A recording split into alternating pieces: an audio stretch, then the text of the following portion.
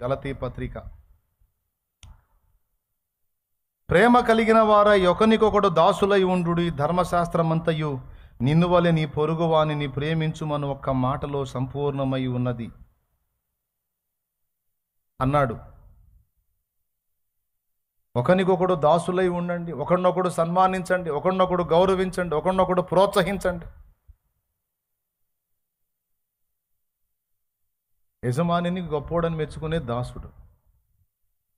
మన ఎదుటోళ్ళని గొప్పోళ్ళని మెచ్చుకుంటే వాడిని పైకెత్తి మన కింద దిగినట్టు ఉంటుంది. ఎంతమంది ఒప్పుకుంటారు? అందుకే తొందరపడి మనం మెచ్చుకోం, ఈగో అడ్డం వస్తుంది. ఒకరికొకడు దాసులై ఉండటం అంటే అర్థం ఏంటో తెలుసా? నీకంటే ఎదుటివాడు నీకంటే గొప్పవాడని వానిని సన్మానించమని అర్థం, వాని ప్రేమించమని అర్థం. వాళ్ళకేం తెలిసొచ్చు, వీళ్ళకేం తెలిసొచ్చు, అంతా నాకే తెలిసొచ్చు అని చెప్పి కాబట్టి అనుకోవటం కాదు. ఇతరులు నాకంటే గొప్పవాళ్ళు, నేనే తక్కువదాన్ని, నేనే తక్కువవాడిని, వాళ్ళు గొప్పవాళ్ళు అని అనుకోవటమే కాదు, మాటలో కూడా వారిని ప్రశంసించి మాట్లాడాలి, ఎంకరేజ్ చేయాలి, ప్రోత్సహించాలి. మా అయ్య ఎంత తెలివిగలడో చూడండి. మా అయ్యకు మళ్ళా సంతకం పెట్టినానంటే వేలు ముద్ర వేస్తాడు. పెద్ద వేలు, పెద్ద ముద్ర వేసాడంటే పెద్ద ముద్ర పడిద్ది. సంతకం రాదు మా అయ్యకి. ఎంత తెలివిగల్లోడంటే ఆయన లైన్లో ఉండి కుటుంబాన్ని నడిపిస్తున్నప్పుడే నేను పిల్లవాడినై ఉండగానే అంతా నీదే, అంతా నీదే, ఇక నువ్వే నువ్వే. వాస్తవంగా హీరో ఆయన.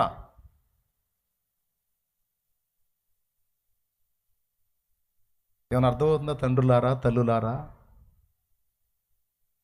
ఎంత సులువుగా నా నెత్తిన బరువు వేశాడో మీకు తెలుసా మయ్య? అందుకే ఆయన అన్ని షేడ్లలో కనపడతాడు నాకు. మీ నాన్నని తెగ మెచ్చుకుంటాను అనొద్దు. అట్లా ప్రయోగాలు చేశాడు నా మీద, ఆయన సక్సెస్ అయ్యాడు. కుటుంబాన్ని ఆయన నడిపిస్తూ ఉండగానే, కుటుంబానికి ఆయన వెన్నుదన్నుగా ఉండగానే, కుటుంబానికి ఆయన పోషకుడుగా ఉండగానే తాను ఒక బలహీనుడైనట్టు, నేనే కుటుంబాన్ని అంతా చక్రం తిప్పాలన్నట్టు మాట్లాడేవాడు. తన్ను తాను తృణీకరించుకొని తన చిన్న కొడుకు, 8వ కొడుకు నేను, దేవునికి స్తోత్రం, 8వ సంతానం నేను, నన్ను ఆయన అలా మాట్లాడేవాడు. నీదే బాధ్యత, నీదే భారం, నీదే నీదే నీదే నీదే, నువ్వే చక్రం తిప్పాలి, కుటుంబాన్ని నువ్వే నడిపించాలి, కుటుంబాన్ని నువ్వే కట్టాలి, కుటుంబాన్ని నువ్వే అని. ఎంత వయసులోనో తెలుసా? నాకు 11 సంవత్సరాల వయసులో ఈ మాటలు చెప్పటం మొదలుపెట్టాడు. ఏమండి, గురుజాపల్లి, చౌటిపాలెం, మిన్నెకల్లు, తంగడమల ఊళ్ళు ఉన్నాయిగా. బస్సులో ఎక్కి పాల బిందెలు తీసుకొని బస్సులో ఎక్కి నిద్రపోయా.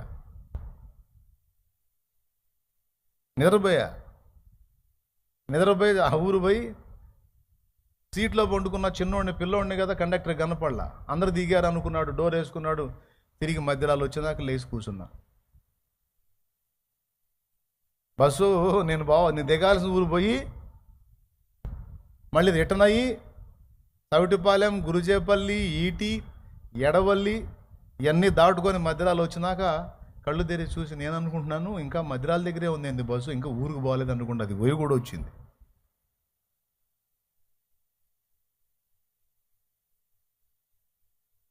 అంటే పండుకొని నిద్రపోతే సోయ లేకుండా నిద్రపోయి మళ్ళీ ఏం చేయాలా? ఇంటికి పోతే ఎట్లా? ఎంత అయింది అప్పుడు టైం? ఆఖరి బస్సు 10.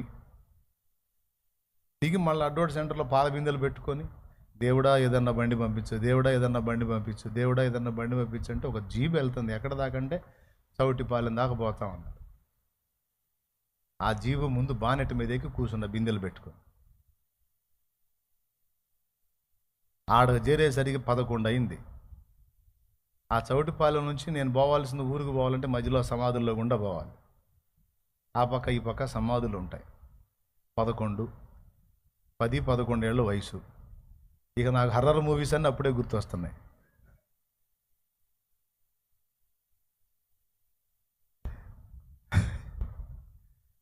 ఎంత ఆశోది వ్యవహారం అండి, ఊరు బాగొట్టుకొని మళ్ళీ వెనక్కి రావటం ఏందండి నిద్రపోయి. అంత బలహీనుడుగా నేను ఉన్నప్పుడే నా తండ్రి నాతో మాట్లాడిన మాట ఏమిటంటే, నువ్వే కుటుంబాన్ని నిలబెట్టాలి నాయనా అని.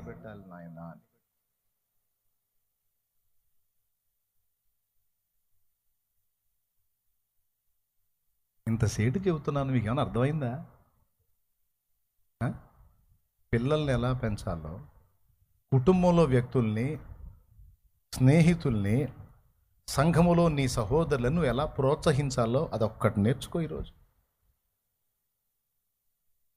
నిన్ను వలె నీ పొరుగువానిని ప్రేమించమని ఉంది కదా. ధైర్యపరచు, నిరీక్షణ చెప్పు, రేపటిని గూర్చిన భవిష్యత్తు నీకు ఉందిలే అని చెప్పి ధైర్యమి. ఖచ్చితంగా అలా తయారవుతారు, ఖచ్చితంగా అలానే ఫలిస్తారు. దేవుడు చేస్తాడు. దేవుడు చెప్పిన విధమే నేను మీకు చెప్పాను, దేవుడు చేసే పద్ధతే మీకు చెప్పాను. పిరికోండి చూసి పరాక్రమం గల బలాఢ్యుడా అంటాడు. గొడ్రాలు అయిన శారా, అబ్రహాము ఇద్దరిని పట్టుకొని మీకు ఆకాశ నక్షత్రాలంత సంతానం కలుగుతారు అంటాడు. ఏకంగా టైటిల్ పేర్లే పెట్టేస్తాడు. అబ్రామును పట్టుకొని అబ్రహాము. అబ్రాము అంటే ఘనుడైన తండ్రి, అబ్రహాము అంటే జనములకు తండ్రి. ఒక కొడుకు కూడా లేనప్పుడు జనములకు తండ్రి అని పేరు పెట్టి అట్లా చెబుతాడు. అంతే. నువ్వు దేవుని దగ్గర పోయి, దేవా నేను నంబర్ 1 వెధవని అన్ను అంటే దేవుడు ఊరుకోడు. ఎవడు చెప్పాడు నువ్వు వెధవని? నోర్మై ఆ మాట అనొద్దు అంటాడు. లేదు తండ్రి, నేను నంబర్ 1 వెధవని దేవా. ఎప్పుడన్నా అన్నారా దేవుడు ముందుకెళ్ళి? పబ్లిక్లో కాదు, దేవుడు ముందుకెళ్ళి ఎప్పుడన్నా అనుకున్నారా? మోకాళ్ళు వేసి, దేవా ఎదవలు ఉంటారు కానీ నా అంత ఎదవ లేడు దేవా, నిజంగా దేవా పెద్ద ఎదవని దేవా నేను అని ఎప్పుడు అనుకోలేదు దేవుని ముందుకెళ్ళి? ఎంతమంది అనుకున్నారు? చేతులు ఎత్తండి.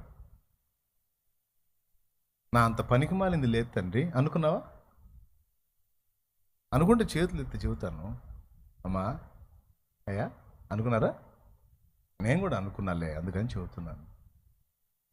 ఏమని నెంబర్ 1 పనికి మాలోళ్ళు ఎంతమంది ఉంటారో తెలియదు. వాళ్ళందరిలోకి ఎవడురా నెంబర్ 1 అంటే నేనే వస్తా ప్రభా అని నేను అనుకున్న రోజులు ఉన్నాయి దేవుని ముందు. దేవుడు ఏమన్నాడో తెలుసా? ఆ మాట అనొద్దు అని గద్దించాడు. నువ్వు జనం ముందు అంటే అన్నావు, నా ముందు అనొద్దు నువ్వు.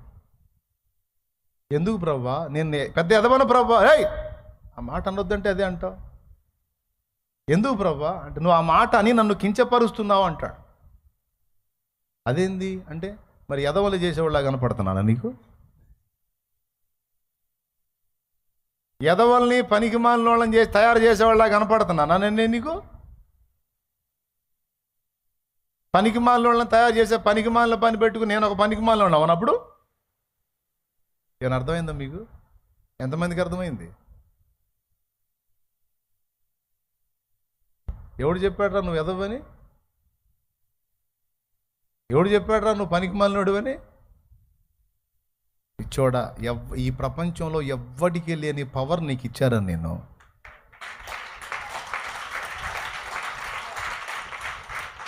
ఈ ప్రపంచంలో ఎవ్వరికి లేని పవర్ని నీకు ఇచ్చా ఒక విషయంలో. అది మిగిలిన వాళ్ళకి ఎవరికి లేదు.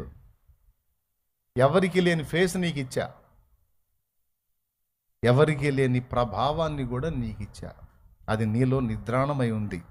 దాన్ని మేల్కొలుపు. నువ్వు ఎందుకు పనికిమాలినోడు అవుతావు నేను చూస్తా. ఇది అర్థమైతే నేను ముగిస్తా. ఎంతమందికి అర్థమైంది? దేవుని దగ్గరికి వెళ్ళి కొంతమంది ఇలాంటి మాటలు మాట్లాడతారు. నేను చెబుతున్నా, నువ్వు పనికిమాలిన దానివి పనికిమాలినోళ్ళలా కనపడవచ్చు, నీ పిల్లలు నీకు పనికిమాలినోళ్ళలా కనపడవచ్చు. కానీ నీకు తెలియదు భవిష్యత్తులో నీ పిల్లలు ఏం కాబోతున్నారో, దేవుడు ఏం చేయబోతున్నాడో, ఏ పనికి వాళ్ళని నిలబెట్టబోతున్నాడో, ఏ స్థాయికి వాళ్ళని తీసుకెళ్ళబోతున్నాడో, నీ బిడ్డల్ని రేపు ఎంత గొప్ప వాళ్ళని చేయబోతున్నాడో నీకేం తెలుసు?